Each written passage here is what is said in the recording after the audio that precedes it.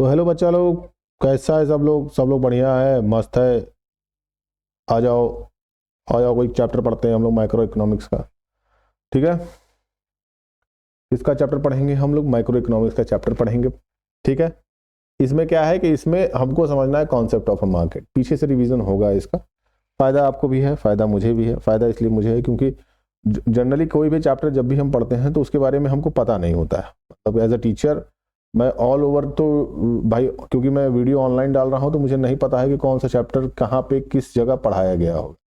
मगर ये है कि आपका हाफ ईयरली एग्जाम हो चुका है, फाइनल एग्जाम होना है, तो किसी किसी स्कूल में अगर 1 से लेकर 10 तक के चैप्टर्स हैं तो बीच में कहीं पे 5th से या 6th से चैप्टर्स पढ़ाए जा रहे होंगे।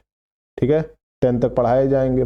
कि अब किसी में ये इधर का तो पूछेगा नहीं, किसी में ये पूछता है, तो सबसे अच्छा उपाय है कि हम इसका पीछे से रिवीजन करें। और पीछे से रिवीजन करने का फायदा एक ये होता है कि आपको कट टू कट कॉन्सेप्ट समझ में आता है। ठीक है, तो ये भी एक अच्छा फॉर्म है चीज़ों को सीखने का। खैर ये अलग बात है, सबके अपने अपने होते हैं, मगर पीछे से रिवीजन करने का आनंद भी अलग है। अच्छा, इसके बाद से मार्केट इक्विलिब्रियम का जो चैप्टर है, जो इससे रिलेटेड चैप्टर है, वो मैं इसके साथ इंक्लूड कर दूंगा, क्योंकि भाई दोनों को एक साथ समझना जरूरी है। अगर वो पढ़ा दूंगा तो ये नहीं समझ में आएगा आपको, जो कि ये मजेदार चैप्टर है, तो उसको पढ़ने में भी आनंद आएगा। अब देखो, concept of A market. Concept of A market का मतलब क्या हो गया कि individual, it mean shopping complex. तो हम मार्केट के कॉन्सेप्ट्स के बारे में समझने की कोशिश कर रहे हैं कि मार्केट के कॉन्सेप्ट्स को हमको जानना है। इसके कॉन्सेप्ट्स को जानना है, मार्केट के कॉन्सेप्ट्स को जानना है। ठीक है, तो जनरली मार्केट होता क्या है भाई? किसी के लिए मार्केट होता क्या है, एक इंडिविजुअल के लिए मार्केट होता क्या है? क्योंकि माइक्रो इकोनॉमिक्स की बात हो रही है, तो ये किसकी बात होगी कि किसी एक पार्टिकुलर इंडिविजुअल के बारे में बात होगी। किसके बारे में बात होगी? एक इंडिविजुअल के बारे में बात होगी। एक इंडिविजुअल के बारे में बात होगी, एक व्यक्ति के बारे, एक व्यक्ति विशेष के बारे में हम माइक्रो इकोनॉमिक्स में बात करते हैं ना भाई। ओवरऑल तो हम बात करते नहीं है। ठीक, हम ओवरऑल तो बात करते नहीं, हम किसी एक व्यक्ति विशेष के बारे में बात करते हैं। तो जब व्यक्ति विशेष के बारे में आप बात करेंगे, इंडिविजुअल के बारे में आप बात करेंगे, तो इंडिविजुअल के लिए मार्केट क्या है भाई? उसके एरिया में जो एक पार्टिकुलर दुकान होगी, एक शॉपिंग कॉम्प्लेक्स होगा, एक शॉपिंग कॉम्प्लेक्स होगा, वही तो उसके लिए मार्केट है।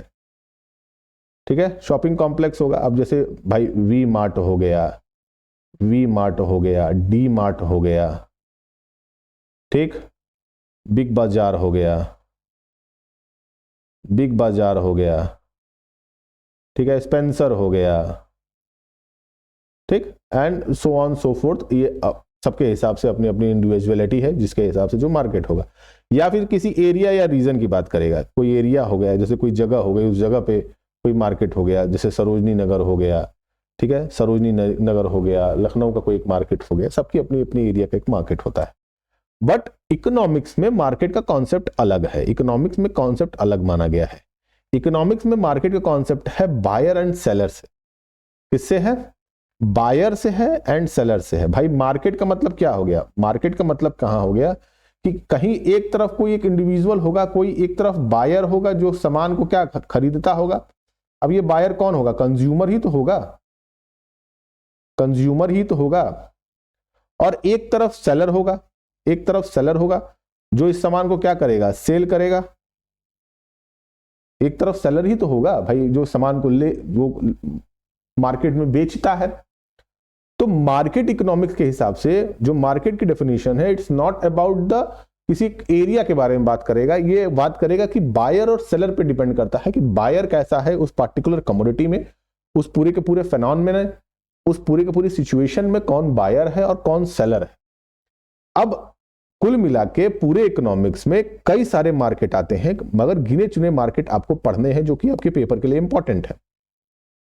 ठीक है भाई, बायर और सेलर, कोई एक ऐसा होगा जिसमें बायर एंड सेलर के बीच का एक रिलेशन तैयार होगा। अब इसी पे डिपेंडेंसी पे करीबन बहुत सारे हैं, एक नहीं कई तरह के मार्केट क्रिएट किए गए थे। बट रीजनली आपको 4 मार्केट्स हैं जिन पे आपको ध्यान देना है। पहला तो हो गया परफेक्ट कंपटीशन, दूसरा हो गया मोनोपोली, जो जनरली हमको पूरे इकोनॉमिक में देखने को मिलता है। तीसरा हो गया मोनोपोलिस्टिक,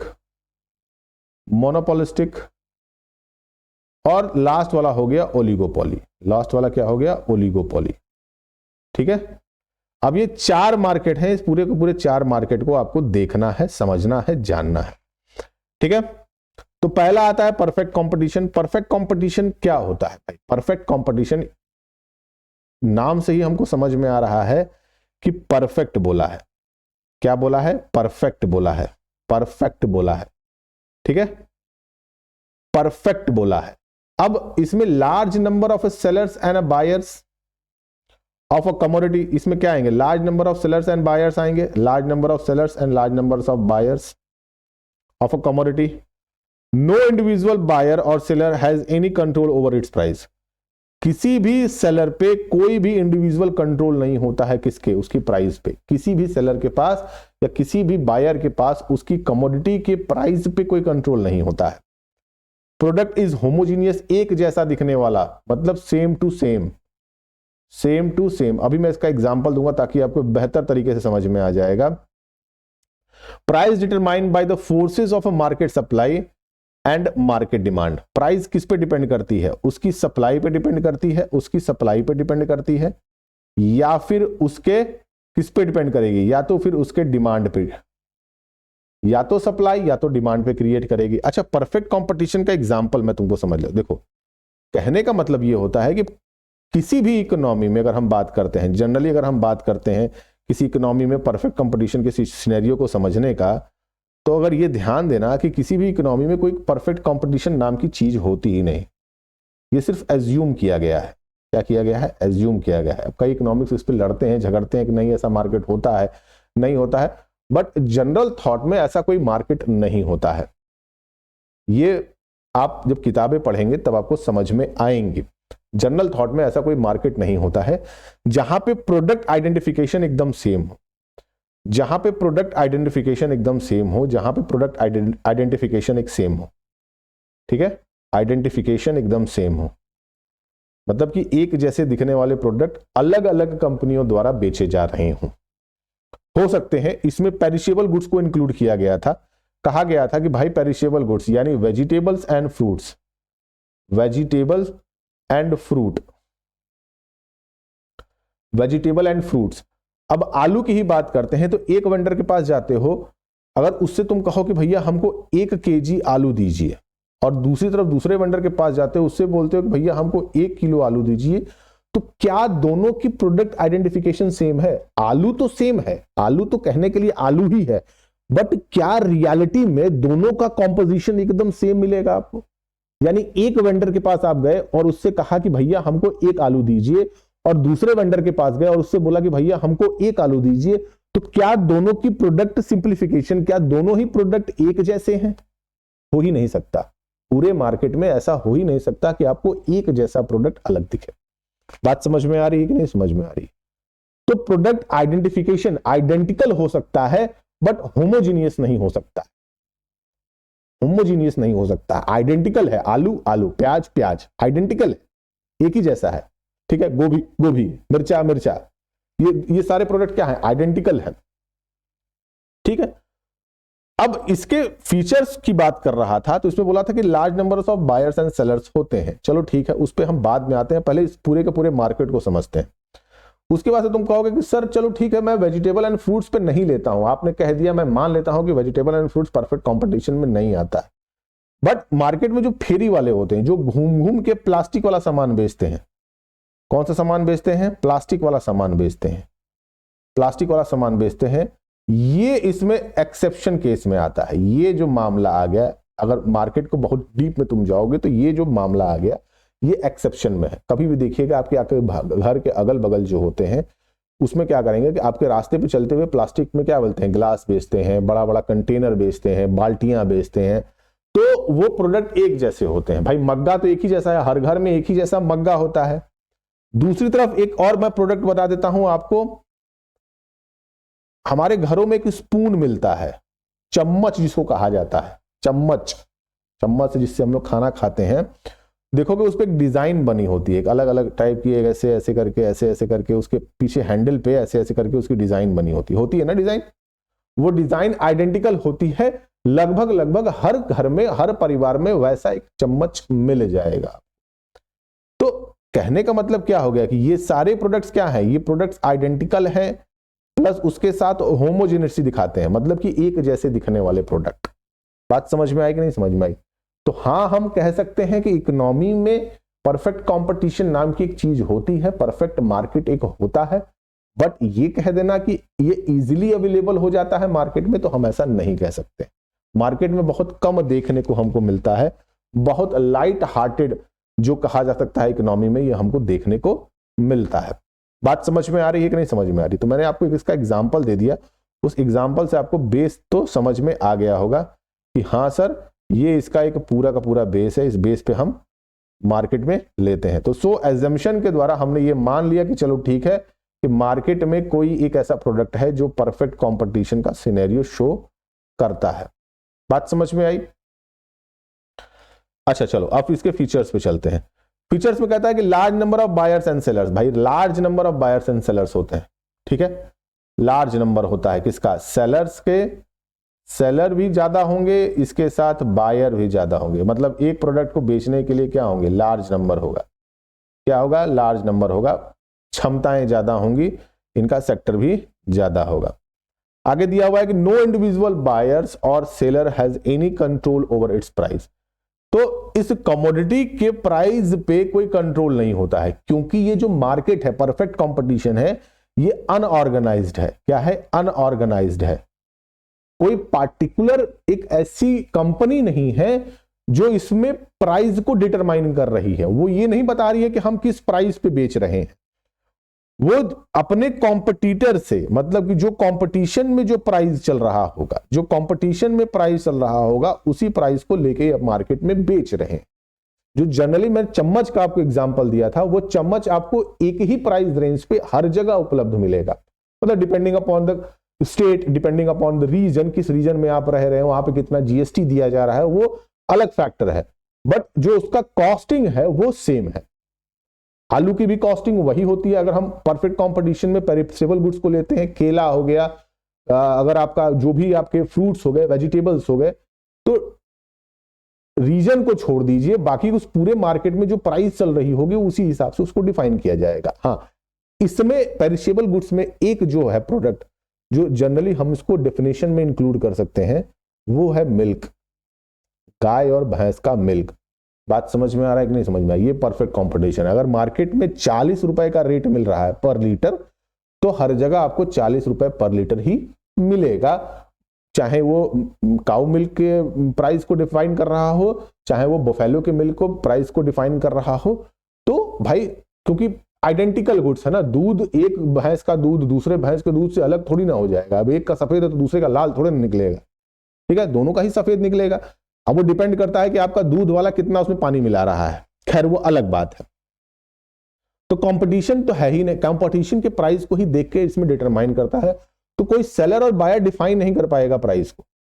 दूसरी तरफ प्रोडक्ट इज होमोजीनियस, मैंने बता दिया था आपको। Price determined by the forces market supply and market demand. भाई मार्केट की सप्लाई और मार्केट के डिमांड पे, मतलब कि अगर वो प्रोडक्ट मार्केट में ज्यादा डिमांड कर रहा होगा, ज्यादा डिमांड कर रहा होगा, ज्यादा डिमांड कर रहा होगा, तो ऑब्वियस सी बात है कि इसको मैच करने के लिए इसकी सप्लाई को बढ़ाया ही जाएगा, ठीक है। इन दोनों को मैच करने के लिए उसकी सप्लाई को उसके डिमांड के बराबर मेंटेन करना पड़ेगा हमको। तो जो प्राइस डिफाइन होती है वो मार्केट के डिमांड और सप्लाई पर डिपेंड करती है कि मार्केट में उसकी डिमांड और सप्लाई कितनी चल रही है। खैर आगे बढ़ते हैं हम। अब इसके फीचर्स की बात आता है, तो large number of buyers and sellers मैंने आपको बता दिया। अच्छा, अब इसकी प्राइस जो है वो कांस्टेंट होती है।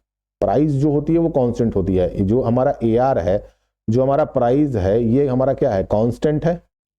देख रहे हो ये क्या है, हमारा कांस्टेंट है ना। चाहे कि हम किसी भी क्वांटिटी, चाहे हमारी कोई भी हो, क्वांटिटी हमारी चाहे कोई भी हो, 1 2 3 4 5, सब पे सेम प्राइस है, सब पे सेम प्राइस है। देखो सारों पे क्या है, प्राइस सेम है कि नहीं सेम है? देख लो सारों पे प्राइस सेम है ना।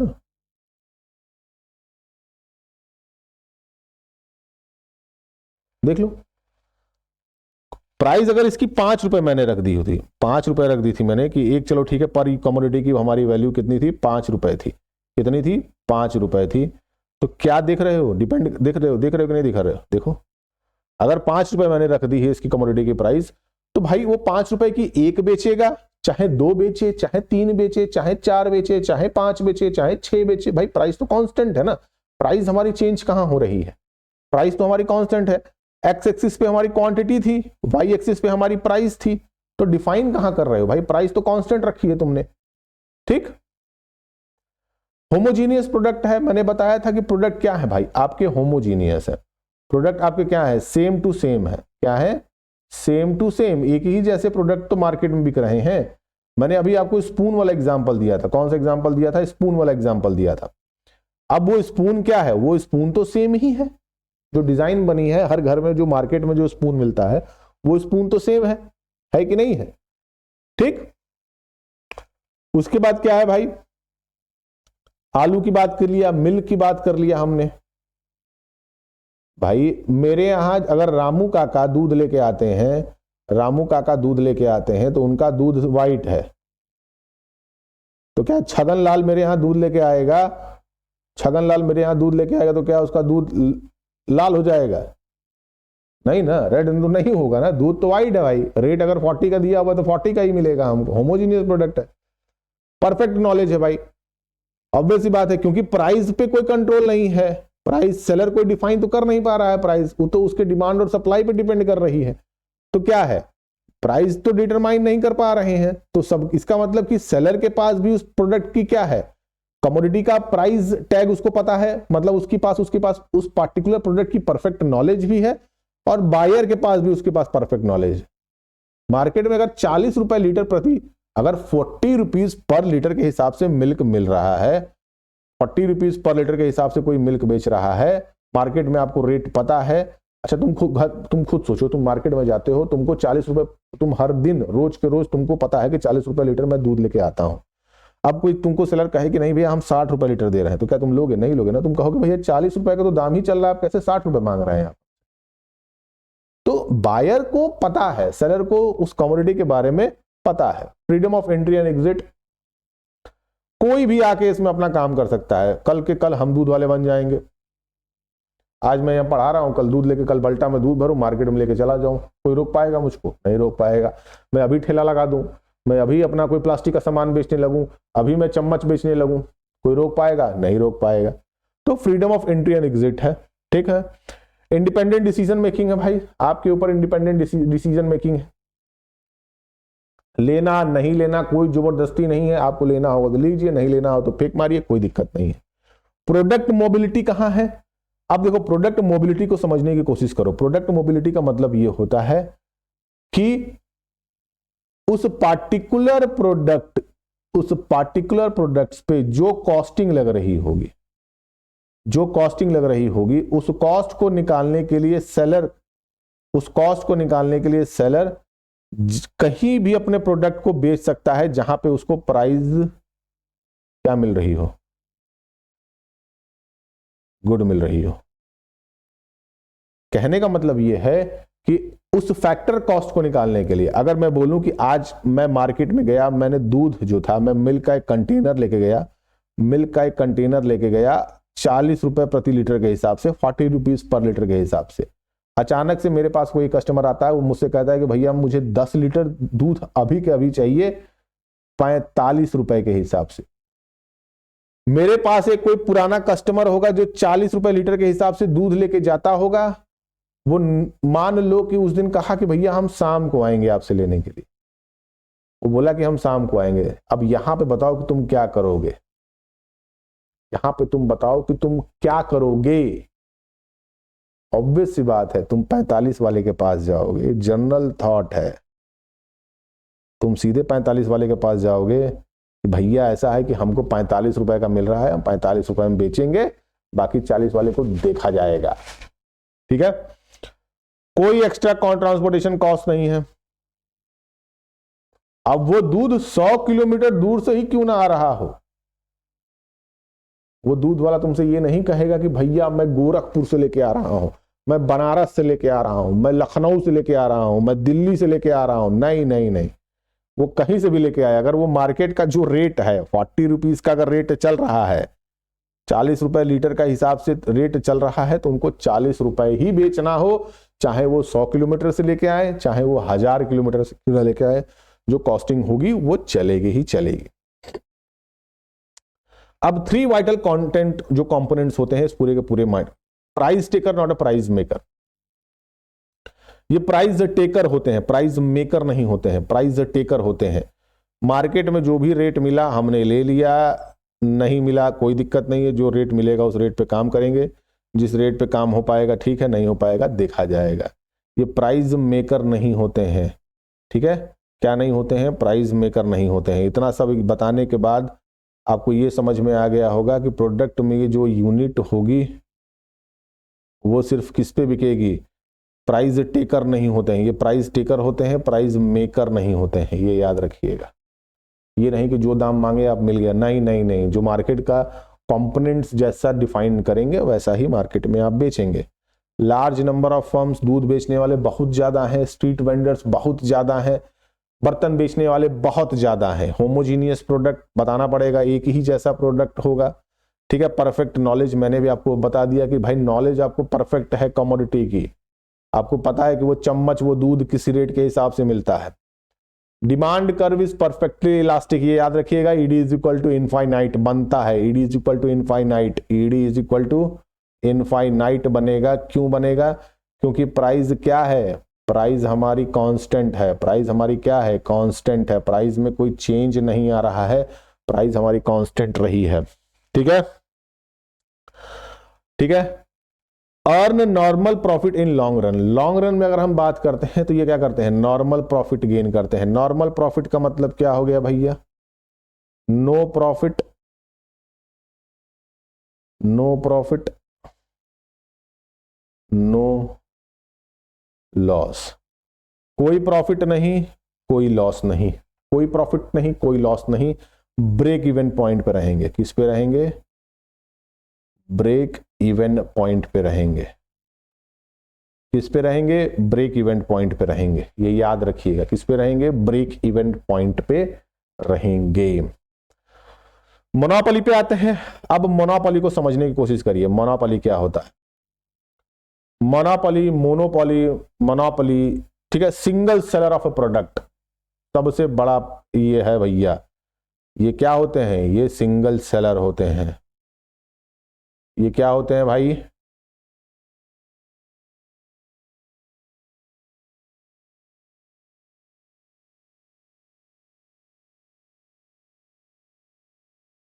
ये क्या होते हैं, सिंगल सेलर होते हैं। पूरे के पूरे मार्केट में एक ही राजा होगा, one is a king, one is a king. इसका सबसे अच्छा एग्जांपल है रेलवे। रेलवे क्या है, रेलवे क्या है, मोनोपोली में आता है। किस में आता है, मोनोपोली में आता है, मोनोपोली भी कहा जाता है। एक सिंगल सेलर होगा उस प्रोडक्ट का, उसके अलावा कोई नहीं बेच रहा है। तुम कभी ये देखे हो कि ट्रेन के ट्रैक पे, तुम मान लो कि मुझे यहां से गाजीपुर जाना है, मैं बनारस में हूं, मुझे गाजीपुर जाना है, तो अब क्या हुआ, ट्रेन नहीं आई, तो उसमें से पता चला कि हारन बजाते हुए आगे बस वाले क्या, गाजीपुर गाजीपुर गाजीपुर गाजीपुर, मात्र 40 रुपए, मात्र 40 रुपए। ऐसा होता है क्या, इधर से ट्रेन जा रही है, उधर से पता चला कि बस आ गई। यार राजा अपने भिड़न तो रहा है कि हमार सवारी हमार सवारी हमार सवारी है, हमारी सवारी है, तुम कैसे चढ़ा दिए, ऐसा होगा क्या कभी? नहीं ना। तो मोनोपोली है, रेलवे क्या है, मोनोपोली है, एक छत्र राज, इसके अलावा कोई नहीं मार्केट में टिक सकता है, कोई है ही नहीं है, आप किसी के पास है ही नहीं है, अपना तुम ट्रैक भी नहीं बिछा सकते हो, कितना जमीन खरीदोगे, ठीक है।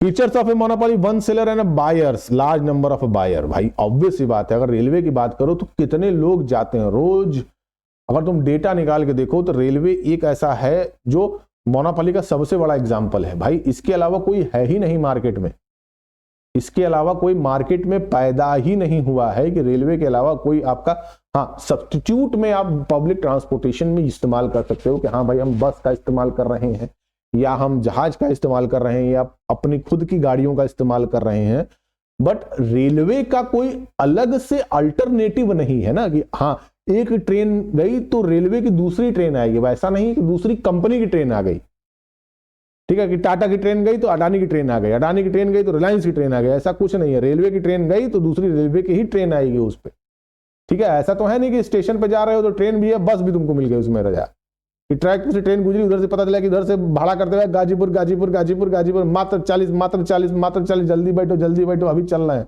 ऐसा होगा क्या? कभी नहीं होगा। Restriction of entry for a new form, भाई कोई एंट्री कैसे कर पाएगा? तुम जमीन खरीद के तुम क्या बना पाओगे? अभी ट्रैक बिछा पाओगे? नहीं बिछा पाओगे, ना उतना पैसा है ना तुम्हारे पास वो है। नो क्लोज सब्स्टिट्यूट, कोई सब्स्टिट्यूट है ही नहीं।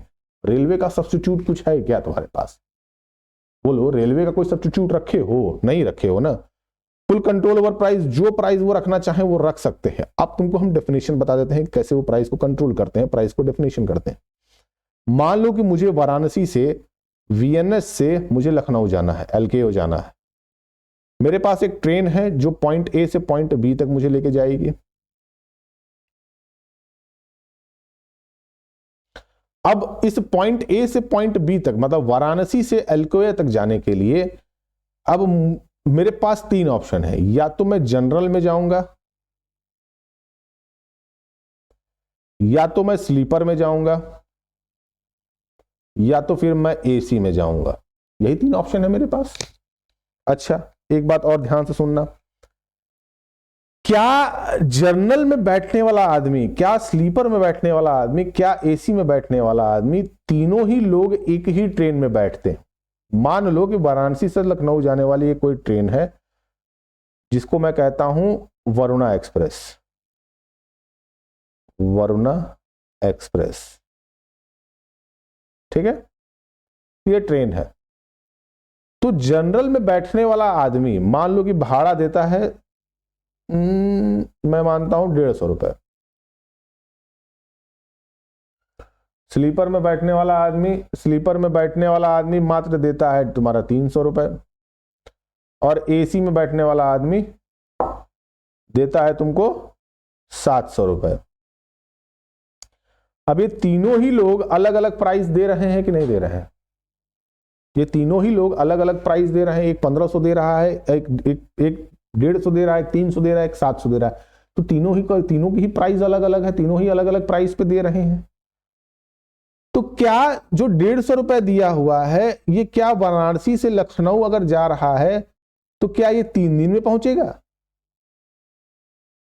नहीं ना। तीनों के 3, अगर मान लो कि यहां से मुझे लखनऊ जाने में 4 घंटे लगते हैं, तो तीनों को तीनों तो 4 ही घंटे लगेंगे ना। चाहे जनरल वाला 150 दे, चाहे स्लीपर वाला 300 दे, चाहे एसी वाला 700 दे। तो तीनों का तीनों क्या है? रेट एक ही है, रेट सेम है भाई, तीनों का तीनों सेम है। एक ही ट्रेन में, उसी ट्रेन में अलग अलग बोगियों के अलग अलग प्राइस पे टाइमिंग सेम होगी। अगर एसी वाले के लिए 4 घंटा लेट है तो जनरल वाले के लिए भी 4 घंटा लेट है, स्लीपर वाले के लिए भी 4 घंटा लेट है। सभी के सभी एक ही टाइम पे पहुंचेंगे, बट क्या है भाई? प्राइस अलग है। तो यहां देख रहे हो, प्राइस का कोई डेफिनेशन नहीं है भाई, जो मुझे रखना होगा मैं रख लूंगा।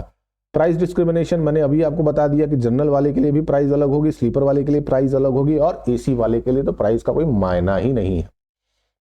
वो 700 रुपए भी देगा, वो 1000 भी देगा, वो 5000 भी देगा, डिपेंडिंग अपॉन किस कोच में बैठते हैं, A1 में बैठते हैं, B1 में बैठते हैं, सीसी में बैठते हैं, किस में बैठते हैं, डिपेंड तो आपके ऊपर करता है। Demand curve of a monopoly firm, monopoly firm का डिमांड कर्व कैसा होता है? देखो, ये हमारा P1 दिया हुआ है,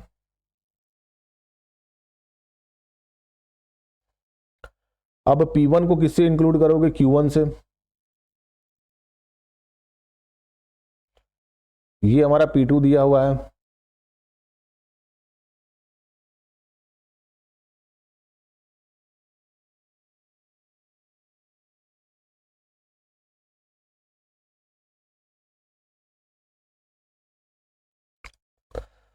P2 को किससे इंक्लूड करोगे? Q2 से। तो P1 का इंक्लूड होगा किससे?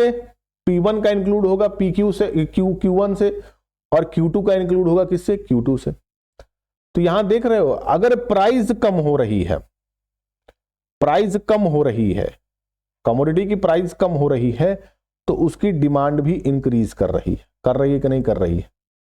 प्राइस कम हो रही है तो उसकी डिमांड इंक्रीज कर रही है कि नहीं कर रही है। देखो ये डिमांड इंक्रीज की, यहां पे प्राइस कम किया, यहां पे प्राइस कम किया। अब दे तुमको एग्जांपल देता हूं, मैंने वही एग्जांपल दिया वीएनएस से एल्कोए जाने का, मतलब लखनऊ जाने का। एसी का भाड़ा तुम्हारे पास 3,000 रुपए है, एसी का भाड़ा 3,000 रुपए है। तुम अपने डार्लिंग के साथ कहे कि चलो आओ डार्लिंग चलते हैं, आओ पेपर देने आए हैं, चलो आओ पेपर दे के आते हैं। सीयूईटी का पेपर है, लखनऊ दिए हैं, तुम और तुम्हारी जाने मन या किसी की भी जाने मन या जाने मना जो भी हो, वो पेपर देने गए। अब सोचे कि भाई गर्लफ्रेंड बॉयफ्रेंड साथ में जा रहे हैं तो एसी का टिकट कटाएंगे।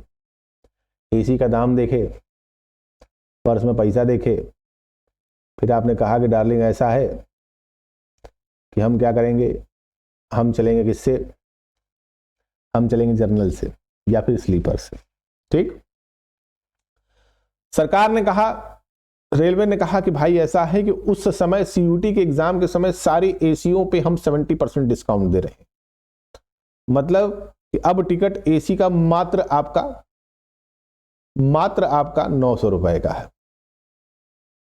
तुम्हारे दिल में लड्डू फूट गया, कहां 3,000 में जा रहे थे, कहां अब 900 में जाओगे। तुमने भग से टिकट कर दिया कि आओ जाने मन चलते हैं, आज चलेंगे एसी से। बात समझ में आ रही है कि नहीं समझ में आ रही है। तो आपने तुरंत टिकट कराया किसका, एसी का टिकट कराया। अब एसी का जब टिकट कराया तो भावकाल बन गया आपका, बना कि नहीं बना।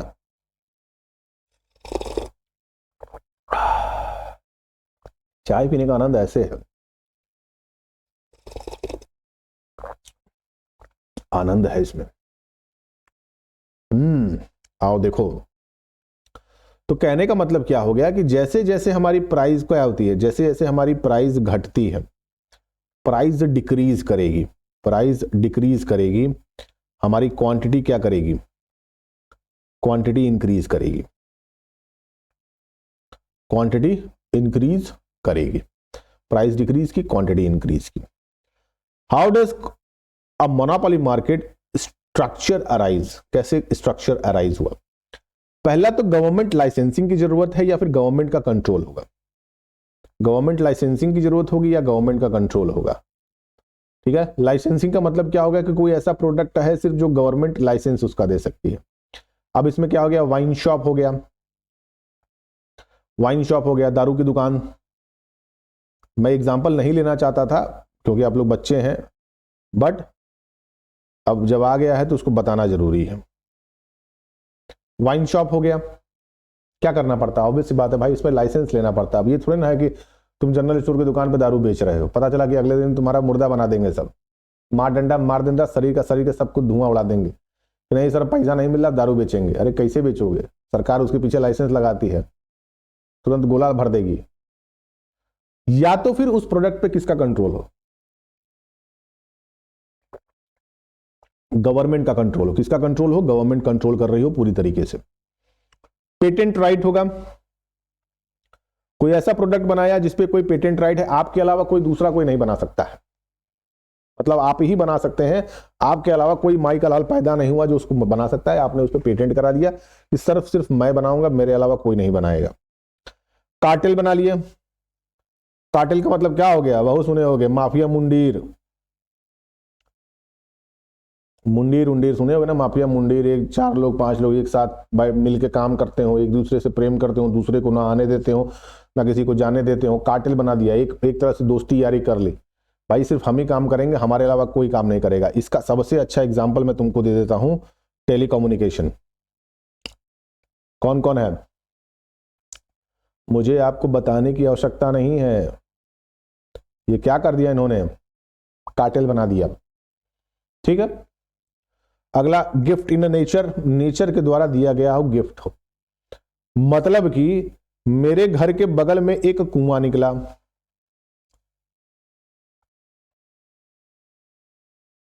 मेरे घर के बगल में एक कुआं निकला, उस कुएं के पानी से पीने से आप क्या हो जाते हैं, आपकी जवानी बढ़ जाती है, मतलब जवान हो जाते हैं आप खूबसूरत हो जाते हैं, ब्यूटी आ जाती है आपके अंदर। क्या आ जाती है? ब्यूटी आ जाती है।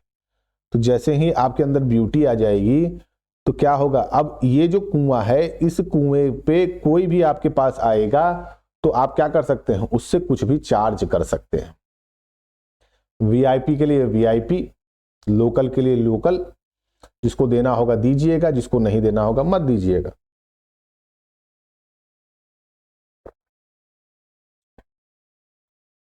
क्या समझ में आया? चाय पियो कभी, ऐसे चाय पियो, मजा आता है। ठीक, अगला आता है monopolistic competition. Many buyers and sellers of the products. अब इसमें क्या होता है, मोनोपोलिस्टिक कंपटीशन। मोनोपोलिस्टिक कंपटीशन हमारे डेली टू डेली लाइफ में मिलते हैं, जिनको डेली लाइफ प्रोडक्ट्स कहा जाता है। डेली लाइफ प्रोडक्ट्स जो रोज कहीं ना कहीं आपको उपलब्ध हो ही जाएंगे। ठीक है, कोलगेट हो गया, क्लोजअप हो गया, पेप्सोडेंट हो गया, दंत क्रांति हो गया, ठीक है, दंत कांति हो गया। वो जो डेली टू डेली लाइफ में हम वो प्रोडक्ट्स जो डेली टू डेली लाइफ में इस्तेमाल करते हैं, चाहे वो टाटा टी हो गया, टाटा टी हो गया, बाग बकरी चाय हो गया, and so on so fourth. कपड़ों में आप किसी का भी दे सकते हैं, कपड़ों में आप जिसका आप लेना चाहें, कपड़े हो गए, गाड़ियां हो गई, ये सब क्या है, मोनोपोलिस्टिक कंपटीशन है, मतलब डेली टू डेली है। Large number of buyers and sellers हैं, इसमें कोई डिफाइन करने की जरूरत नहीं है, बहुत सारे बायर्स हैं, बहुत सारे सेलर्स हैं। भाई हर कोई कोलगेट नहीं इस्तेमाल करता होगा, कोई कोलगेट बनाने वाली कंपनी कौन सी है भाई, मान लो हिंदुस्तान यूनिलीवर प्रोडक्ट वही बना रही है, आईटीसी भी वही बना रही है। बात समझ में आए कि नहीं समझ में आए? टाटा भी वही प्रोडक्ट बना रही है, बट नाम अलग अलग करके बेच रहे हैं आपको, है कि नहीं है? टाइड हो गया, सर्फ एक्सल हो गया, तो डेली टू डेली प्रोडक्ट्स में कार्स में आ जाए, महिंद्रा, टाटा, बोलो ये सब प्रोडक्ट्स क्या हैं? ये सब प्रोडक्ट्स तो तुम्हारे डेली टू डेली लाइफ में इस्तेमाल करते हैं कि नहीं करते हैं? हाँ भाई, जिनके पास गाड़ियां हैं वो करते होंगे, जिनके पास नहीं है, बट बाइक तो है आपके पास, हीरो होंडा हो गया, बजाज हो गया, ये सब क्या है? ये सब के सब large number of buyers and sellers है। प्रोडक्ट डिफरेंशिएशन, प्रोडक्ट में डिफरेंशिएशन होता है, प्रोडक्ट में अंतर होता है, डिफरेंट होते हैं प्रोडक्ट्स। भाई जैसी अगर केटीएम दिख रही है, क्या पल्सर दिखेगी?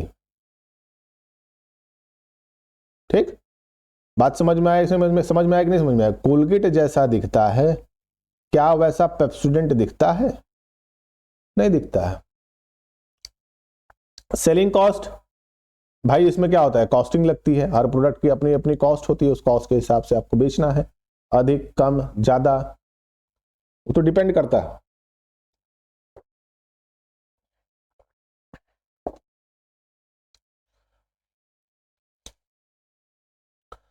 ठीक है, अब इसका कर्व क्या होता है, डाउनवर्ड स्लोपिंग कर्व होता है। क्या होता है? डाउनवर्ड स्लोपिंग कर्व होता है, डाउनवर्ड स्लोपिंग कर्व होता है। वैसा ही है भाई, प्राइस मान लो ये है, इस प्राइस पे हम, इस प्राइस पॉइंट पे हम हैं, इसी प्राइस पॉइंट पे कोई क्वांटिटी होगी, प्राइस बढ़ेगी, डिमांड घटेगी। इसका मतलब क्या हो गया कि अगर प्राइस इंक्रीज करेगी, क्या करेगी, प्राइस इंक्रीज करेगी, तो उसकी क्या होगी, डिमांड को क्या होगा, डिमांड डिक्रीज करेगी। प्राइस बढ़ेगी तो डिमांड क्या करेगी, डिक्रीज करेगी। इसका ठीक उल्टा कर दीजिएगा, प्राइस डिक्रीज करेगी, प्राइस डिक्रीज करेगी तो डिमांड इंक्रीज करेगी। मान लो कि तुम्हारे पास दो प्रोडक्ट थे, एक एग्जांपल लेता हूं, तुम्हारे पास कोलगेट है और तुम्हारे पास क्या है, क्लोजअप है। अब दोनों ही 100 रुपए में 100 ग्राम मिलते हैं, पर ग्राम आप 100 रुपए देते हैं, पर ग्राम 1 रुपए देते हैं, यानी 100 रुपए में 100 ग्राम आपको मिलता है, 100 रुपए में 100 ग्राम मिलता है। आप कोलगेट ने कहा कि भैया हम 100 रुपए में 85 ग्राम देंगे, और क्लोजअप आपका 100 ग्राम ही दे रहा है, तो क्या करोगे? ऑब्वियस सी बात है, तुम क्लोजअप पे चले जाओगे। भाई जहां ज्यादा मिलेगा उसी दाम में हमको वही प्रोडक्ट, वही भाई मंजने तो करना है, चाहे हम क्लोजअप करें चाहे कोलगेट करें। अरे कौन से हम अंबानी परिवार कहेंगे नहीं हमारा दांत एकदम साफ रहना चाहिए, ठीक है? अरे गुटखा भी खा रहे हैं, सुरती भी खा रहे हैं, पान मसाला भी खा रहे हैं भाई, तो मैं क्या कर सकता हूं उसके लिए? नॉन प्राइस कंपटीशन, प्राइस पे कोई कंपटीशन होता ही नहीं है, सबका अपना अपना प्राइस अंडरटेकिंग है, सब अपने प्राइस के हिसाब से बाइक्स रखे हुए हैं, सबका अपना अपना प्राइस है, हर प्राइस पे अपने प्रोडक्ट्स को वो बेच रहे हैं, कोई प्राइस पे कंपटीशन नहीं होता है यहाँ। तो प्राइस को लेके कोई कंपटीशन है ही नहीं, ठीक है? कोलगेट का अपना प्राइस है, क्लोजअप का अपना प्राइस है, पेप्सोडेंट का अपना प्राइस है, बाइक्स में वैसे ही देख लो, बजाज का अपना प्राइस होगा, हीरो का अपना प्राइस होगा, केटीएम का अपना प्राइस होगा, ठीक है? बुलेट का अपना प्राइस होगा, ठीक है? बुलेट का अपना प्राइस होगा, जावा का अपना प्राइस होगा, तो सब अपने प्राइस पे गेम कर रहे हैं, कोई प्राइस को लेके कंपटीशन नहीं है। Freedom of entry and exit, भाई आप भी आइए, आप भी बाइक बनाइए, कोई बोला है क्या आपको? बाइक बनाइए, मंजन बनाइए, कपड़ा बनाइए, क्लोथ बनाइए, जो आपको मन है वो बनाइए, चाहे क्लॉथ बनाइए, चाहे आप जो आपकी इच्छा हो आप बनाइए, कोई आप पे कोई एंट्री नहीं है, एग्जिट नहीं है, आपको मन करे तो बनाइए, नहीं मन करे तो बेच दीजिए, वो आपके ऊपर होता है। लैक ऑफ परफेक्ट मोबिलिटी, इसमें कोई परफेक्ट मोबिलिटी नहीं है, कॉस्टिंग का कोई मामला ही नहीं, ठीक है? सबका अपना अपना प्रोडक्ट मॉडिफिकेशन है, सबके हिसाब से प्रोडक्ट डिफाइंड है, वो अपना बनाते हैं, वो अपना बेचते हैं। Lack of perfect knowledge, customer को परफेक्ट नॉलेज नहीं है, कस्टमर को परफेक्ट नॉलेज नहीं है कि उसमें जो क्वालिटी, जो क्वांटिटी आ रही है, जो क्वांटिटी में है, जो क्वालिटी में है, उसकी नॉलेज ही नहीं है कस्टमर को। कस्टमर तो सिर्फ नाम से ले जाता है। अब तुमको एक एग्जांपल देते हैं, जैसे देखो कभी कभी देखा करोगे कि लेज के पैकेट्स पे जाइएगा, उस पर 20% एक्स्ट्रा लिखा रहता है। एक एग्जांपल मैं आपको दे रहा हूं, 20% एक्स्ट्रा लिखा रहता है और मात्र 10 रुपए में। ये सिर्फ क्या है? मार्केट टैक्टिक्स है। वो अपने क्या कर रहे हैं? क्वांटिटी को कम कर रहे हैं, तब भी आपसे उस क्वांटिटी कम होने का पैसा ले ले रहे हैं। देखो किसी जमाने में 10 रुपए में 20 ग्राम लेज मिला करता था, या फिर कुरकुरे मिला करते थे, जो भी आप खाते हो, पसंद करते हो। जब भी तुम देखना कि 20% एक्स्ट्रा लिखा हो, उसके पैकेट को देखना, उसका ग्राम तुमको हमेशा कम मिलेगा। यानी पहले वाले से अभी में तुमको कम से कम 10% का डाउनफॉल दिखेगा उनके पूरे पूरे को पूरे प्रोडक्ट क्वांटिटी में। ध्यान देना कभी भी अपने दिमाग से, कभी भी ये देखना कि वो कभी अगर अब से जब तुम कभी ट्राई करना तो कभी देखना कि लेस का पुराना पैकेट लेना, उस पर देखना कि 10 ग्राम में कितना दे रहे हैं, 10 रुपए में कितना ग्राम दे रहे हैं। फिर कुछ समय बाद देखोगे जब उसी पैकेट पे कोई तुमसे कहा जाए कि 20% एक्स्ट्रा, 30% एक्स्ट्रा, फिर उसको पलट के देखोगे तो उसको देखोगे कि उसमें उन्होंने क्या किया है, उसमें उन्होंने ग्राम कम करके अब वो क्या करते हैं, वो 20% एक्स्ट्रा लिखे हैं, ठीक है? अब ये पैकेजिंग हो गई 20% एक्स्ट्रा, इसमें वो क्या करेंगे, इसमें वो करेंगे कि भैया कि 16 ग्राम था, 16 ग्राम से हमने 4 ग्राम और दिया है। आप वही 20 रुपए में आपको 20% एक्स्ट्रा करके वो 4 ग्राम अधिक दे रहे हैं। कुछ समय तक चलाएंगे, वो 20% वाला एक्स्ट्रा वाला जो मार्केटिंग टैक्टिक्स था उसको वहां से हटा देंगे और ये 4 ग्राम हटा देंगे, काम खत्म। तो आप क्या कर दिए, अब जो सामान 10 रुपए का 20 ग्राम में मिल रहा था, अब आपको 16 ग्राम मिल रहा है। फिर वो साल 2 साल बाद यही काम करेंगे, फिर अगले साल यही काम करेंगे, तो धीरे धीरे देखोगे चिप्स के पैकेट्स में से ग्राम कम कर होते जा रहे हैं। इसको कहते हैं क्या? इसको कहते हैं lack of perfect knowledge. Customer को परफेक्ट नॉलेज नहीं होती है।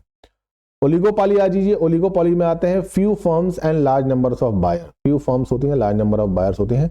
मोस्टली ये वो कंपनियां होती हैं जो कंपनियां एक अच्छे लेवल पे होती हैं। कार में देख लो तो BMW, ऑडी,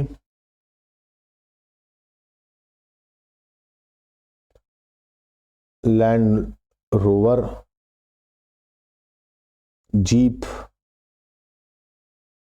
ये सब कंपनियां क्या है भाई? ये सब कंपनियां अच्छा, ये क्या है? ये ओलिगोपॉली में आती हैं। ये कंपनियां अपने में ही गेम खेलती हैं, चाहे BMW हो गया, ऑडी हो गया, बुगाटी हो गई, लैम्बोर्गिनी हो गई, ठीक है? ये सब क्या है? ये सब एक ही कंपनियों के फॉर्मेशंस के अलग अलग पार्ट्स हैं, मतलब ये ओलिगोपॉली मार्केट में है।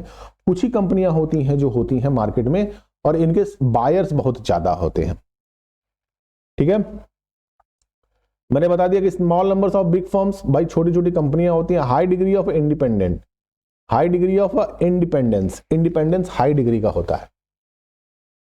अब डिपेंडेंसी और इंडिपेंडेंसी का अंतर है, इसको बात को समझने की कोशिश करना, हल्का सा फर्क तुमको देखने को मिलेगा। कभी कभी देखोगे कि तुम किसी किसी गाड़ियों में अगर देखोगे ऑडी है तो ऑडी की गाड़ी में बीएमडब्ल्यू का कोई पार्ट तुमको मिल ही जाएगा, या बीएमडब्ल्यू में किसी ऑडी का पार्ट मिल ही जाएगा। ये सब एक ही कंपनियों का ताना बाना है, सब एक दूसरे के साथ खेल रहे हैं, सब एक दूसरे के साथ दोस्ती प्रेम निभाए हुए हैं। वो कहते हैं तुम उधर खेलो हम इधर खेलते हैं, हम एक दूसरे में एक दूसरे को सामान बेच के टाइट हैं, कोई दिक्कत नहीं है। किसी किसी ऑडी में आपको बीएमडब्ल्यू का इंजन मिल जाएगा, किसी में आपको कुछ उसका कुछ अलग पार्ट मिल जाएगा। इंडियन मार्केट में भी है। एक एग्जांपल मैं दे देता हूं आपको, Maruti and Toyota. Maruti and Toyota जो छोटी गाड़ियों के है, जो 7-8 लाख 9-10 लाख में है, देखोगे कुछ इनके मॉडल सेम है। ध्यान देना, कभी difficult to trace the firm demand curve, क्योंकि कंपनियां कम है, डिमांड ज्यादा है, तो डिफाइन कर पाना कि किस कमोडिटी की कितनी ज्यादा डिमांड है वो पता नहीं लग पाता है। अब ऑडी कितना बिक रही है, बीएमडब्ल्यू कितना बिक रही है, मर्सिडीज कितना बिक रही है, डिफाइन करना बड़ा मुश्किल हो जाता है। ठीक है, फॉर्मेशन ऑफ ए कार्टेल, मैंने बता दिया कि ये क्या करते हैं, कार्टेल फॉर्म कर लें, एक दूसरे के साथ क्या करेंगे, दोस्ती करेंगे। ये क्या बना देंगे, एक दूसरे के कार्टेल बना सकते हैं, मतलब कि एक तरह से माफिया बन जाएंगे। ये क्या बन जाएंगे, प्रोडक्ट के माफिया बन जाएंगे। ये 8 ही 5 रहेंगे, ये माफिया बन जाएंगे। इसमें ओलिगोपॉली में सबसे अच्छा अगर इंडियन एग्जांपल दिया जाए तो जियो का है और अडानी का है। मतलब अडानी और जियो ये दोनों ही क्या कर चुके हैं, कार्टेल बना चुके हैं, माफिया बन चुके हैं पूरे के पूरे टेलीकम्युनिकेशन में, क्योंकि और कोई पार्ट में तो है ही नहीं। वोडाफोन, आइडिया, हच गच ये सब कहां चले गए, तेल लेने चले गए। अब यही दोनों कंपनियां मार्केट में खेल रही हैं, बीएसएनएल की ले ली, एमटीएनएल की ले ली, कोई कंपनी बची ही नहीं। अब ये जो प्राइस रखेंगे आपको देना पड़ेगा। भाई डिमांड हद से ज्यादा है, मार्केट में इतना ज्यादा एडिक्टिव कर दिया इन्होंने कि भाई चलो ठीक है, रोना पैदा हो गया। इतना पैसा इन्होंने शुरुआत में फूंक दिया कि अब तुम्हारे कंट्रोल के बस का ही नहीं है। एक मार्केट को खड़ा करता है, दूसरा उस पर क्या करता है, पैसा गिनता है। तो हो सकता है कि भाई ये दोनों ही मिलके पैसा फूके हों, भाई चलो ठीक है हम दोनों ही पैसा फूकते हैं, हम मार्केट को क्या करेंगे, एकदम खत्म कर देंगे। मार्केट एकदम खत्म हो चुका है। देखो अब ये दोनों है, अब ये जो चाहे तुमसे प्राइस ले सकते हैं। शुरुआत में जियो आया था तो फ्री में आया था ना। अब क्या कर रहे हैं, तुमसे पर 1.5 GB का डेटा के लिए तुमसे 350 रुपये चार्ज कर रहे हैं, ये 5G डेटा देने के लिए, जो कि 5G डेटा फ्री दे रहे हैं आप। तो कहां पे ये फ्री में था, कहां पे ये फ्री में था, और आज तुमसे कितना चार्ज कर रहे हैं, 349 चार्ज कर रहे हैं। खैर उस समय 3G या 4G का जमाना था, बट इन द सेंस का मतलब यही हो गया कि 1.5 GB डेटा आपको दिया जा रहा है सिर्फ 350 रुपए में पर दिन के हिसाब से। तो देखिए तो भाई बहुत बड़ी बात है ये। अडानी भी वही है, दोनों का प्राइस देखोगे तो एकदम एक दूसरे के बराबर ही रहता है, 1-2 रुपए का अंतर आएगा। हो सकता है कि अडानी का तुमसे 4 रुपए अधिक ही ले तुमसे। एंट्री बैरियर्स हैं, तुमको आने ही नहीं देंगे। तुम टेलीकम्युनिकेशन में आके देखो, कितना भी पैसा है, क्या तुम टेलीकम्युनिकेशन में आ सकते हो, आके देखो फिर पता चलेगा तुमको, रोना हो जाएगा तुम्हारे पास। ठीक है, नॉन प्राइस कंपटीशन, प्राइस के लिए कोई कंपटीशन है ही नहीं। मैंने बता दिया प्राइस पे कोई कंपटीशन नहीं है, प्राइस पे कोई कंपटीशन है ही नहीं। अडानी का प्राइस अपना अलग है, जियो का प्राइस अपना अलग है। तो यहां पे आपका चैप्टर कंप्लीट हो गया। ये सीधे सीधे 1 शॉट रिवीजन था। ठीक है, इतना आपको जान गया, इससे आप क्या करेंगे, चैप्टर को अच्छी तरीके से समझ चुके हैं। अब चैप्टर में इसके अलावा और कुछ भी नहीं है, जहां तक मुझे लगता है कि चैप्टर में इसके अलावा और कुछ भी नहीं है। इससे ज्यादा पढ़ने की आपको आवश्यकता भी नहीं है। ठीक है, आराम से आप इसके क्वेश्चंस को लगाइए। कोई अगर डाउट हो तो आप मुझे क्या करें, आप मुझे कमेंट कर दीजिएगा, और जल्दी से जल्दी, ये is my humble request to all of you, यार मेरे सब्सक्राइबर बढ़ाओ। आई नीड सब्सक्राइबर, जरूरत है मुझे, भीख मांग रहा हूं, मतलब बोल रहा हूं। चलो कल मिलता हूं इसी समय इसी वक्त, तब तक के लिए सब सही, दूध दही।